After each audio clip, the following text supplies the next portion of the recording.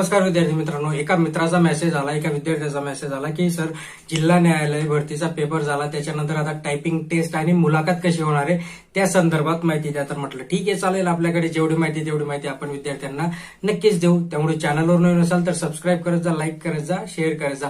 बघा, टोटल जो पेपर होता तो लिपिक पदासाठी 100 मार्काचा होता. ओके, इथपर्यंत क्लिअर आहे. त्याच्यानंतर मित्रांनो 100 मार्कामध्ये डिस्ट्रीब्युशन होतं. डिस्ट्रीब्युशन असं होतं की 40 मार्कचा पेपर होता तुमचा. 20 मार्काचं तुम्हाला मराठी टायपिंग आहे, 20 मार्काचं तुम्हाला इंग्लिश टायपिंग आहे आणि 20 मार्काचं तुम्हाला इंटरव्ह्यू आहे. इंटरव्ह्यू पैसे चालतात, ते चालतात, या सगळ्या गोष्टी आपण थोड्या बाजूला ठेवू. ओके, कारण की खूप काही विद्यार्थ्यांच्या मनामध्ये तो एक शंका, ते डाऊट असतोच. एनिवे, आपला फोकस काय? आपला फोकस आहे टायपिंगवर. टायपिंग कशी असणार आहे, त्याच्यानंतर त्याच्यात फॉन्ट काय असणार आहे, हे सगळ्या गोष्टी आपण विचार करूया. बघा, सगळ्यात महत्वाचं म्हणजे तुम्हाला मराठी टायपिंगसाठी 30 वर्ड पर मिनिट फॉर्म भरताना आपल्याला सगळ्यांनाच माहिती आहे 30 वर्ड पर मिनिट म्हणजे 300 शब्द तुम्हाला किती वेळात? तर 10 मिनिटांमध्ये तुम्हाला ते टाईप करायचे. आता याच्यासाठी तुम्हाला एक उतारा देण्यात येतो. उतार्यामध्ये मित्रांनो थोडेफार हार्ड असतात, छोटे छोटे शब्द पण असतात. सो या अशा पद्धतीचा एक उतारा असतो की ज्याच्यामध्ये 300 शब्द हे असतात. नंतर हा जो तुमचा मराठीचा पेपर झाला, हा जर तुम्ही क्वालिफाय झाला तर पुढचे 8 ते 10 दिवसामध्ये तुमचा सेकंड पेपर होतो. Second paper in the sense English टायपिंगचा.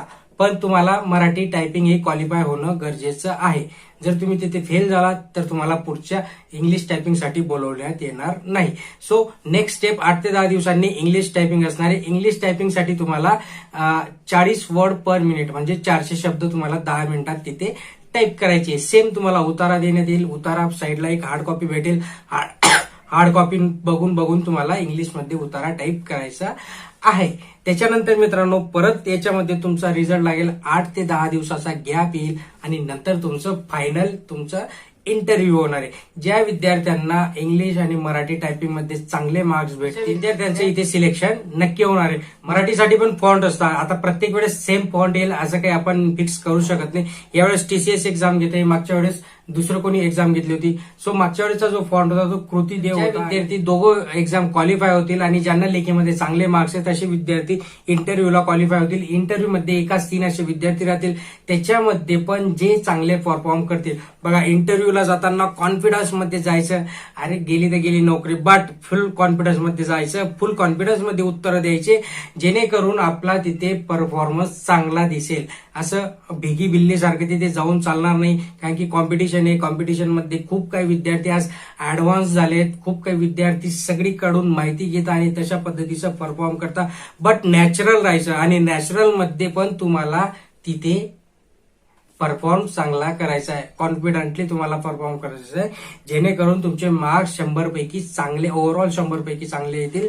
म्हणजे जे काही 20 मार्काचा इंटरव्ह्यू, 20 मार्काच्या इंटरव्ह्यू मध्ये चांगले मार्क्स तुम्हाला मिळतील. मित्रांनो, बेस्ट ऑफ लक. ज्या विद्यार्थ्यांना अजून काही डाऊट असतील त्यांनी नक्कीच मला मेसेज करा. मी मेसेज केल्यानंतर नक्कीच तुमच्यासाठी व्हिडिओ बनवत असणार आहे. धन्यवाद.